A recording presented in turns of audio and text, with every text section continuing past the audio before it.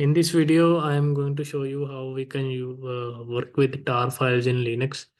So first of all, here is my root directory, and here I have three files: tech, test, and test1. And I want to use here the tar command for creating an archive. So first of all, we will explore the help section. So we are going to use this syntax C for create, and here are some examples also. You can see create a archive and extract all files or list all files, and let's get started. And one syntax I would also like to use is change to directory here. Let's begin our practical. So first of all, I am going to create a directory tar demo, and then I am going to copy these two files, tar demo.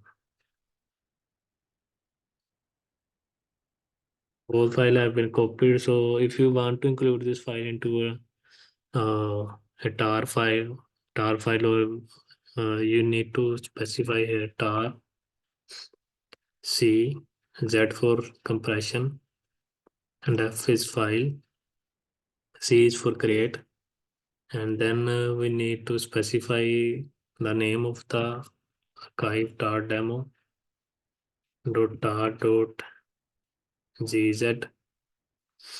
So GZ stand for gzip or gnzip. This is a program that compresses our files, and then we need to specify the S6 sign so that test and test1 is included in this tar demo.tar.gz.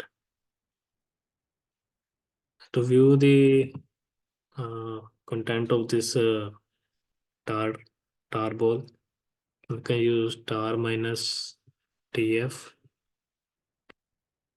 So test and test1 has been included is this in this tar archive. And suppose you want to extract this file to a specific directory, we can use star space minus xf.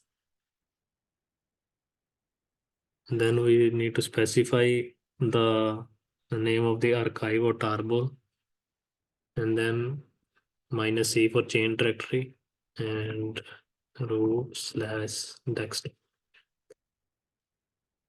So let's see if on the desktop we have these files.